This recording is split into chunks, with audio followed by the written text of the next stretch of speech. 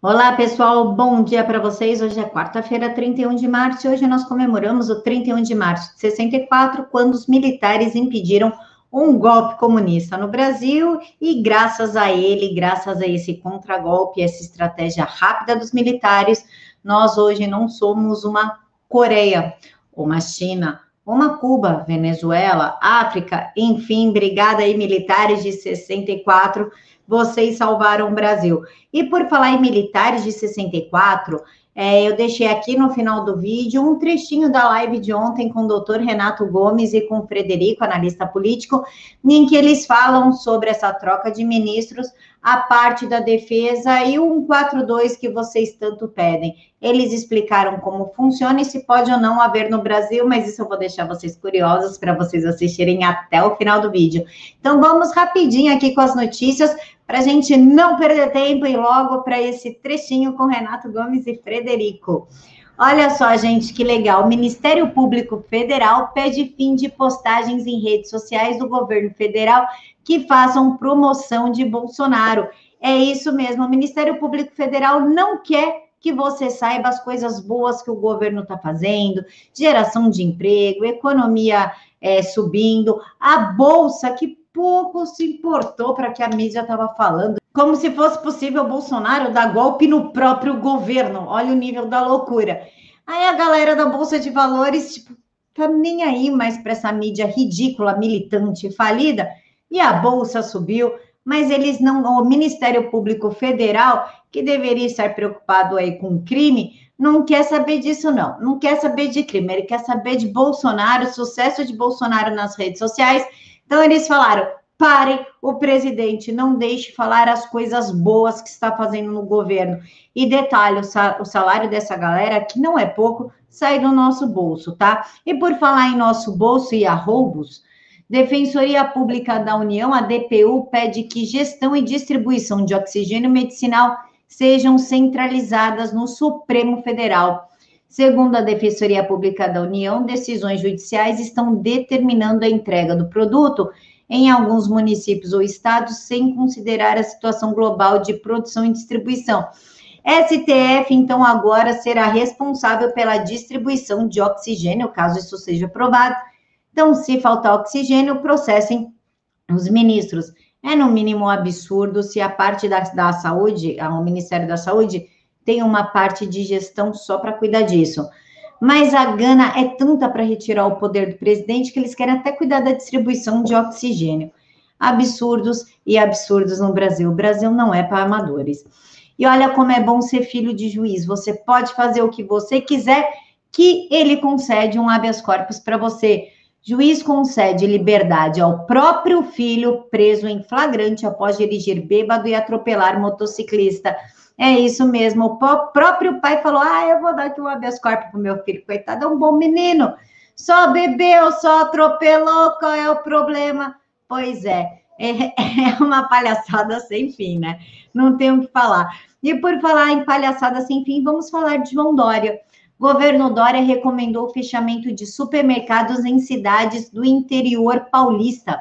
No que dependesse do calço apertada, os 24 municípios da região de Araraquara, no interior de São Paulo, estariam em lockdown.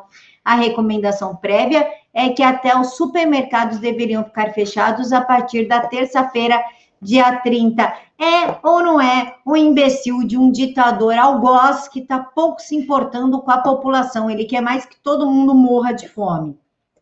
E Federação dos Sindicatos da China doa $300 mil para ações das centrais brasileiras no combate ao Covid. Mentira, não é combate a flango frito, coisa nenhuma. Ele deu para sindicais como CSB, CUT, Força Sindical, UGT, CTB, NCST. E o doutor Renato Gomes com o Frederico, também vou deixar esse trechinho no final. Isso daí é para dar dinheiro para sindicatos, para que eles contratem manifestantes, né? Porque vocês sabem, né? Manifestante da esquerda é tudo contratado, né? Ninguém vai porque quer, vai porque ganha alguma coisa em troca, diferente da gente. Lembra, eu vim de graça? Pois é, isso é nosso. O deles eu vim porque me pagaram. Para poder encher as ruas de manifestantes aí contra o governo, dando uma falsa impressão que a população está contra o governo, e ajudar a tentar derrubar o presidente Bolsonaro. O que eles querem, o que a China quer, assim como eles fizeram na Argentina e no Chile, é impor o caos no Brasil e ninguém coloca um freio na China. Inclusive, o Lira me faz ali uma videoconferência falando que ama a China, só faltou fazer coraçãozinho e mandar beijinho, tipo, from the bottom of my broken heart, né? Só faltou ele fazer isso. E ainda por falar em China, matéria requentada assim, porque ela é de novembro de 2020, mas é importante. Jornais brasileiros receberam patrocínio da ditadura chinesa. O Partido Comunista injetou dinheiro em publicações nacionais, conforme os documentos do Departamento de Justiça dos Estados Unidos. E claro que o Grupo Folha está no meio disso, Editora Globo e Correio Brasiliense, entre outras. Essa matéria aqui é tão importante que eu vou deixar o link para que a gente nunca mais perca isso. E para a gente finalizar, vem cá, me conta aqui. Você tem convênio? Teus filhos têm convênio? Eu não tenho, meus filhos também não. Mas você tem? Você paga? Se você tiver, quanto que você está pagando de convênio médico? É o melhor ou o básico da enfermaria, aquele que cabe no bolso? Pois é, o que vocês acham da Câmara dos Deputados terem aumentado em 170% o valor do reembolso de gastos com saúde dos deputados, sendo que eles já ganham 33 mil por mês e um monte de penduricários? Você não gostou da notícia? Acha que eu estou mentindo? Então vem comigo. Câmara aumenta 170% o valor de reembolso de gastos com saúde de deputados. A Câmara dos Deputados reajustou o valor total destinado de reembolso de gastos com a saúde dos deputados. Agora a casa destinará R$ 135.400 para esta finalidade. O valor era de 50 mil, o que configura um aumento de 170%.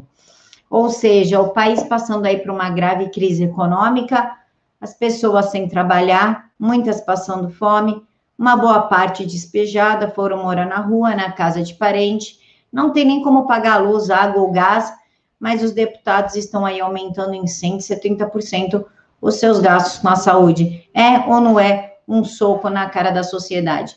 Quando eu digo que o trabalho não essencial é de um deputado, tem gente que fica brava comigo. É exatamente por causa disso. Deixa aqui para mim nos comentários quanto de vocês ganham 33 mil por mês, mais vale saúde, vale refeição, vale gasolina, vale penduricário, vale papel higiênico, vale escova de dente. Quantos? Vale moradia?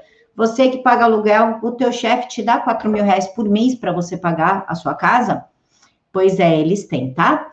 Então, pessoal, eu deixo aí os comentários por conta de vocês. E não esqueçam que além dos 4 mil por mês lá do Vale Aluguel, eles têm um apartamento funcional, tá bom?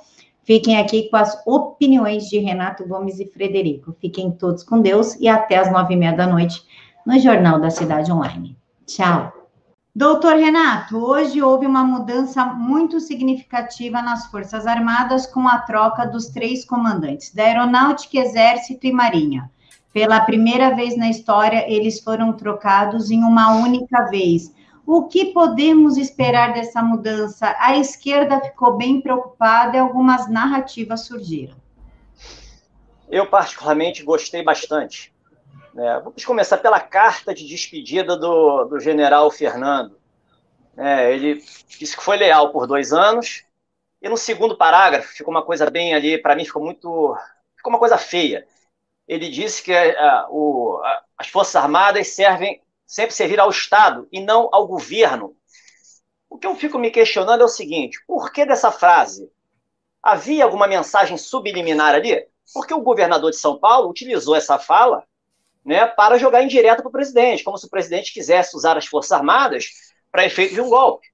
A primeira questão, o que significa hoje, quando ele fala usar as Forças Armadas como instituições de Estado e não de governo? Será que ele enxerga a realidade em que a gente vive? Realidade onde as liberdades estão praticamente desaparecendo, e esse tipo de fala apenas joga todas as pessoas que estão angustiadas hoje contra as próprias Forças Armadas? Uma fala de um general quebra, hoje afeta gravemente a credibilidade das Forças Armadas perante a população. Esse é o primeiro ponto. Então, assim, a minha leitura inicial, falta empatia para esse general que saiu. Ele e os outros que saíram juntos, sobretudo o comandante da Marinha, dizendo que as Forças Armadas não poderiam entrar numa aventura. O que a gente vive hoje?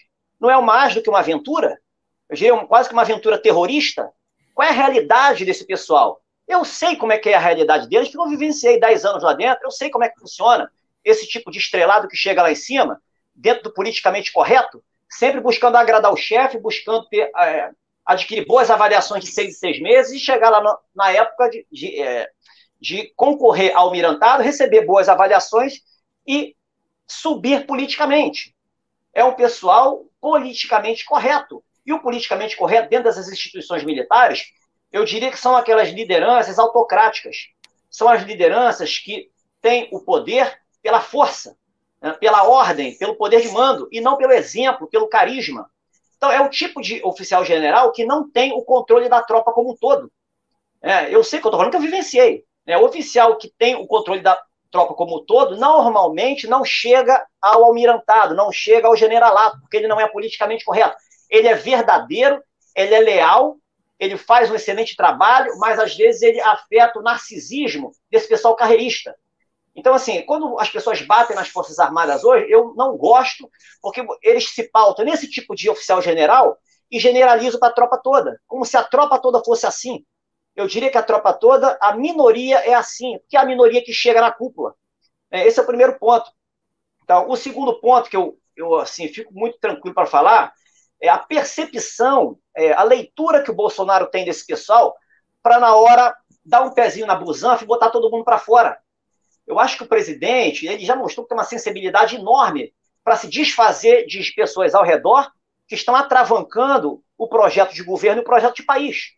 Esse tipo de declaração desses oficiais generais mostra, evidentemente, a quem eles estavam servindo. Não estavam servindo ao país. Vale, eu falei do comandante da Marinha, vale também para o comandante do Exército. Quando, diante de um momento, eu diria, mais duro, alguns meses ou semanas passadas, ele veio com aquele argumento que as Forças Armadas não são politizadas, não pode se meter na política. Por que ele falou aquilo? Qual era a pertinência de falar aquilo naquele momento? As Forças Armadas estão enxergando tudo isso que está acontecendo e está falando que ela, se der, eu diria, levantar o ar da graça e dizer que elas existem, elas estariam entrando nessa era política? Não seria ela alertando a população, mandando uma mensagem de confiança para as pessoas de bem, às quais ela tem o dever de garantir as liberdades, mostrando que elas estão vivas, que elas existem, para elas ficarem seguras que as liberdades jamais serão solapadas? Então, assim, eu diria que a mudança no comando, eu diria que foi essencial para esse momento que a gente vive. Eu acho que foi um gol de placa do Bolsonaro. Doutor Renato, o Márcio pergunta, professor Renato, com as mudanças nas Forças Armadas, você acredita que um estado de sítio poderá ser decretado? Não, é desnecessário o estado de sítio no Brasil. Primeiro que precisa de autorização do Congresso. A solução para o Brasil não passa por Congresso Nacional. O Congresso Nacional é problema, assim como o sistema de justiça. As pessoas têm que entender isso, tem que ser realista. Não são reformas que o Brasil precisa de uma limpeza humana. Acontecendo a limpeza humana e o redesenho institucional, as reformas vão fluir, que é uma maravilha. E o Brasil se restaura o Estado de Direito que foi para o espaço e entra no rumo da democracia pela primeira vez. Então, o que o Brasil precisa hoje é de uma solução institucional pelas Forças Armadas. Isso o 142 resolve. O problema do 142 é que não existem regras prontas. O 142 foi feito para resolver problemas pontuais que a gente torcia para jamais ocorrer, jamais aparecer. Então, como é que você vai prever de antemão um manualzinho? Como é que você vai usar o 142? Não existe isso. O que é ameaça à defesa da pátria? O que é garantia dos poderes constitucionais? O que tem que estar vendo com os poderes constitucionais para exigir uma demanda militar? Qual o tipo de desordem, de violação à lei que causa uma desordem tão séria que implique uma insuficiência do sistema policial ou mesmo do sistema de justiça para as Forças Armadas atuarem? Você não tem como prever isso de antemão. O que você tem que saber é o seguinte, você tem que criar a regra aplicável por meio de uma argumentação jurídica sólida, lógica, que rebata objeções com base nos fatos contextualizados e com base na legislação existente.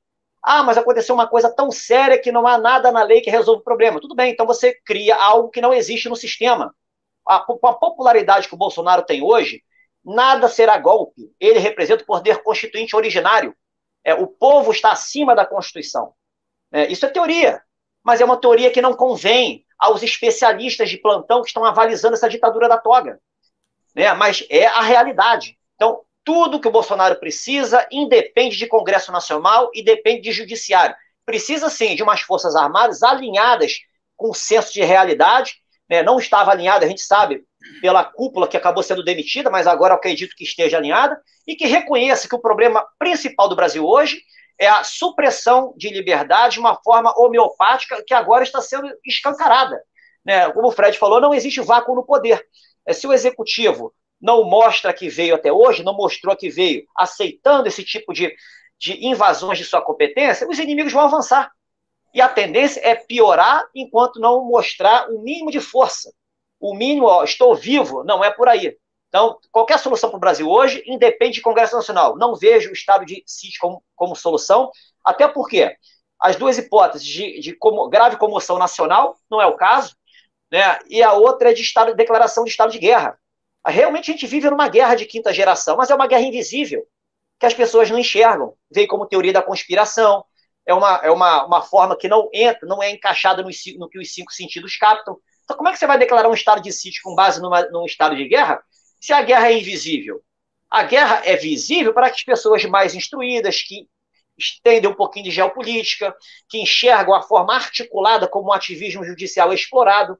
São vários agentes infiltrados no Estado, taxados de juízes, de promotores, né, são agentes públicos diversos, são taxados, porque na prática não são militantes, encaixados ali porque passaram no concurso público e fizeram amém porque a banca queria que eles, o que a banca pediu que eles escrevessem. Então é isso que está acontecendo, sempre com o aval da toga.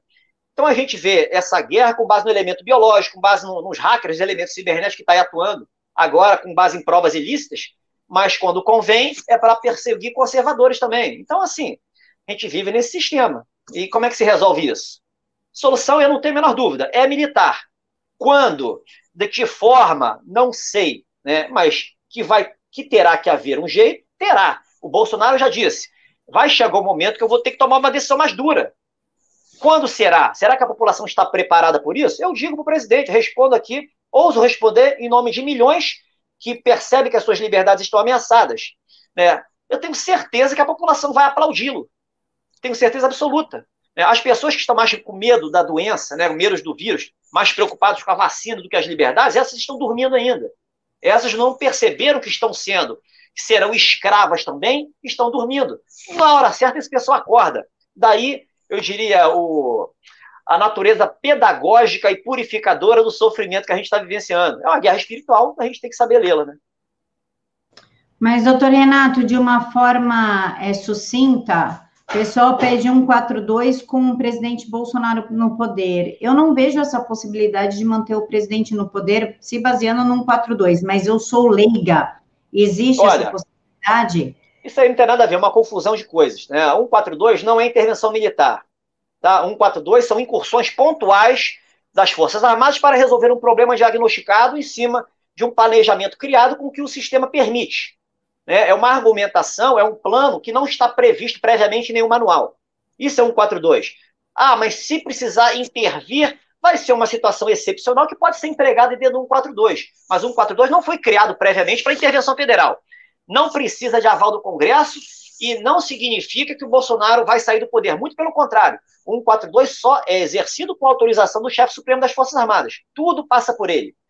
Se o presidente da Câmara, do Senado ou do Supremo pedir, por exemplo, a GLO, tem que passar pelo crivo do chefe supremo e ele pode dar um não rotundo. Né? Então, assim, ele decide exclusivamente. Quando se fala em intervenção militar com Bolsonaro no poder, é porque esse pessoal não entende como funciona o 142 e quer apelar para uma forma mais fácil. É a intervenção, fecha tudo, toma tudo. E por que Bolsonaro no poder? Porque Bolsonaro é capitão. Teoricamente, numa intervenção militar, e sairia de cena e entraria um general. É muito mais razoável numa intervenção militar. Então, eu não vejo sentido nisso, na intervenção militar com Bolsonaro no poder. Ele não precisa disso. A Constituição tem um instrumento preciso, muito mal compreendido, fala-se um monte de bobagem a respeito, né, como se fosse golpe. Não é golpe. Ele está ali para ser aplicado para resolver o problema que o país vive hoje. Doutor Renato, na China tem uma federação de sindicatos. Recentemente doaram à nossa federação uma pequena doação de 300 mil dólares. Conclua o resto por sua conta. A minha pergunta é, legalmente, é possível que a China patrocine sindicatos de outros países? Salvo engano, não há proibição legal. Não há proibição legal especificamente em relação a sindicatos. a chamada tal de contribuição assistencial. Você pode ali doar para sindicatos para que eles ali atuem em prol das suas finalidades. O problema é que a gente sabe que são os sindicatos aqui no Brasil, são os sovietes, né? São os sovietes, são os conselhos ali que querem praticamente deixar amarrados todos os trabalhadores, praticamente inviabilizando as negociações diretas entre empregados e empregadores, né, e patrões, e esse pessoal praticamente ajudando para desestabilizar qualquer proposta, eu diria, proposta de lei legítima, visando a atualização da legislação trabalhista. Hoje eles atuam flagrantemente em prol do socialismo. O problema que eu vejo na doação não é nem na doação em si. O problema é a completa falta de fiscalização que esses sindicatos, a qual esses sindicatos se submetem, por parte do governo, por parte do Estado. O Estado deveria ter uma fiscalização forte em cima desse pessoal. Esse pessoal está agindo como realmente deveria. Esse aqui cometeu crime, vai preso. Isso aqui é extinto, esse sindicato. O que falta é isso, é fiscalização. É um Estado fraco, leniente, com falcatruas. E a gente vê, você deu um exemplo hoje do aumento das verbas lá no Congresso, né, das indenizatórias, a forma como os deputados pedem ressarcimento de combustível, uma coisa assintosa, 5 mil por semana de combustível. Isso aí, na realidade, não deixa de ser uma apropriação indébita, né, uma falsidade ideológica, você enquadra em várias coisas ali. Isso é a institucionalização do crime por parte do próprio legislador. Então, o problema em si não é a doação em si, o problema é humano, são as pessoas que usam essas instituições privadas para fazer, eu diria, um ataque às próprias liberdades, aos próprios interesses das pessoas, né? É o estado de coisas que a gente vive. Estado de direito na lona, democracia nunca existiu, e vamos ver aonde chegaremos. Fred. Vocês lembram que eu falei aqui no começo que não existe empresa privada na China? Né?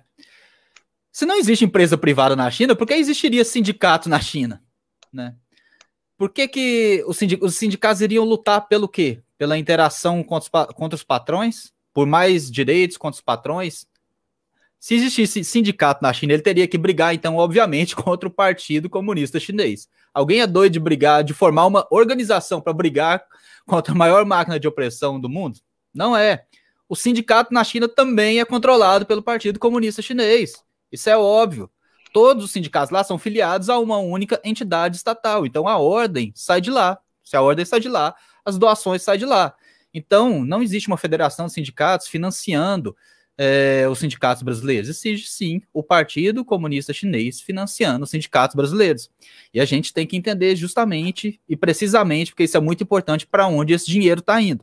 Segundo eles estão alegando que é verba de combate ao Covid, verba de alívio da crise econômica, mas o próprio presidente do sindicato hoje deu uma entrevista do sindicato brasileiro, um deles responsável por receber essas verbas, disse que a destinação delas ainda não foi definida.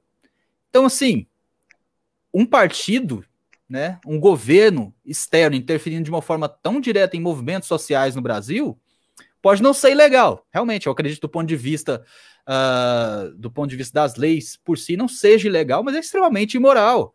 É uma questão de soberania nacional mesmo. Isso não pode continuar assim. Esse dinheiro tem sim que ser monitorado, porque esse é o dinheiro que a gente está sabendo. Nada impede que outra parte, que outros fundos estejam chegando aqui sem que a gente saiba. Tá? Isso é muito grave. Eu sei que partidos não podem, né? Qualquer partido que atue no Brasil, ele obviamente não pode estar subjugado a um poder estrangeiro, que é o caso do PT aqui, que está subjugado ao Foro de São Paulo. Né? A gente sabe disso. Mas sindicatos, apesar de não ser legal, é extremamente imoral e é extremamente perigoso para a soberania nacional, porque a gente sabe da extrema influência que os sindicatos brasileiros